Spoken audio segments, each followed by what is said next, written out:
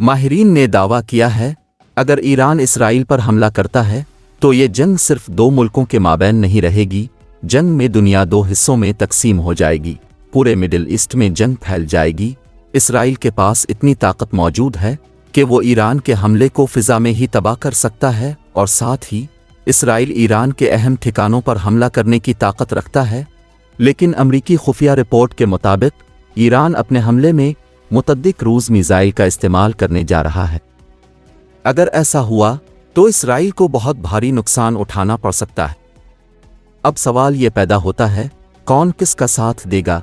Israel के साथ America, Korea, Japan, Germany, बरतानिया, इंडिया और फ्रांस भी इसराइल का साथ दे सकते हैं, जबकि ईरान के साथ रूस, चीन, लबनान, बहरीन, कतर, जॉर्डन, ओमान और मिस्र भी ईरान का साथ दे सकता है, जबकि पाकिस्तान हमेशा की तरह गैर जानिबदारी का मुजाहरा करेगा।